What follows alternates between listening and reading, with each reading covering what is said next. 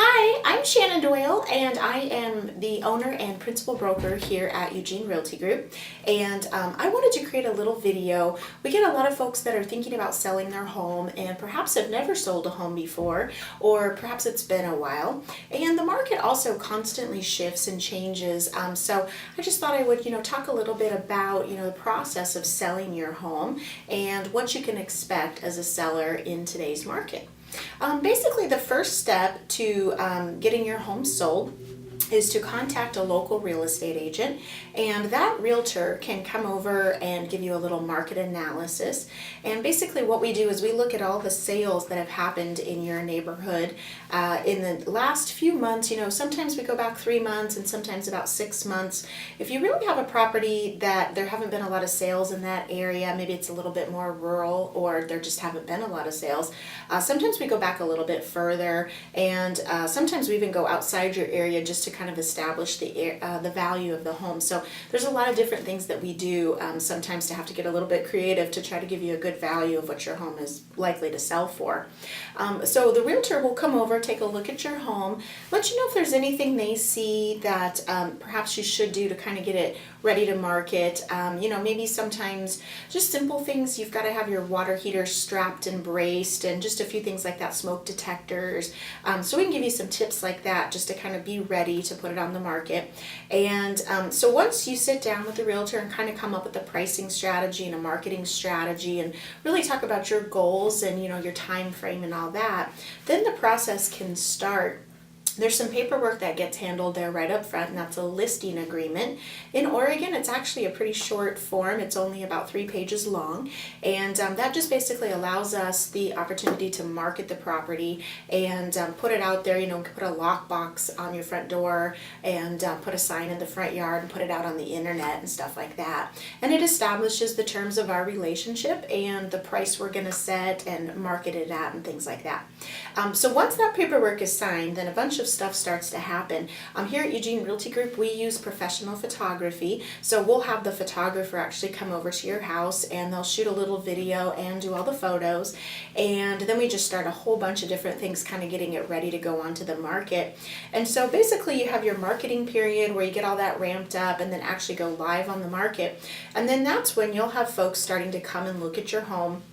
And the general public, unless they're at an open house, will always have a realtor with them, and they'll go in through a lockbox that's really secure. So that process starts, and then you basically just kind of wait for someone to fall in love with your home and write an offer.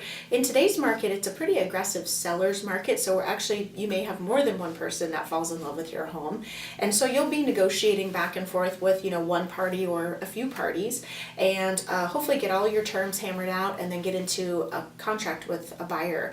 And then a whole bunch of starts to happen at that point. So basically the buyer goes through an inspection period, and so they'll have a home inspection. They may have some other things inspected as well. There's any number of things a buyer could have inspected. They could test for lead-based paint or radon, or they could have the electrical separately inspected, or the roof. But most buyers typically just have a home inspection, and that takes about 4 hours or so depending on the size of your home. And you'll need to leave during that time so that the buyers have free reign of the home with their realtor, just to really fully inspect the property. And the inspector will go under the home and crawl up in the attic, and they'll look at your roof and just a bunch of different stuff.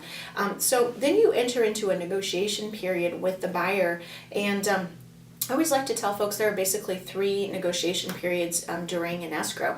The first one is right up front when you're negotiating your price and terms with this buyer to get it into contract. Then during the inspection period, they may discover some things that maybe you weren't even aware of, or that they're not happy with, and so they will have an opportunity to come and ask you to possibly make some repairs, or maybe give them a credit so they could have the repairs done after it closes. So you'll be in a negotiation period there with your buyer, and every single one is different. I've done thousands of transactions, and they are never the same.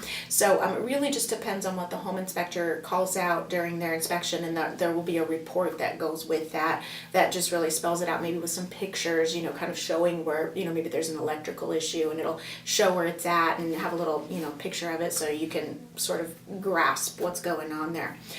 So you'll get through that hopefully successfully. The buyer at that point could choose to back out of the contract if they're not happy with the home, and you guys don't come to terms on agreeing what you'll do as far as maybe some repairs or a credit that you would give to them. So then what happens once you move past that step is then an appraiser will come out to your home, and they're a third party that will establish the value of the home, and this is on behalf of the lender. If you have a cash buyer, they don't always have to have an appraisal. In fact, they don't have to have one at all, but some cash buyers do like to have one just to make sure they're not overpaying for the house, and a lot of them choose not to. So this is the third negotiation point that if you have a cash buyer, you may avoid completely. What happens then is this report happens. They come out, they'll inspect the property, they'll measure around, and they'll take some pictures, and then a report will be generated that you will not get a copy of. This is on behalf of the buyer for their lender. So the lender will get a copy of that, and then hopefully the appraiser has agreed with the price that you're in contract in, and then you don't have to worry about anything at all. If, unfortunately, it comes in a little bit low, you are now in your third negotiation point with your buyer, and you may have to drop your price.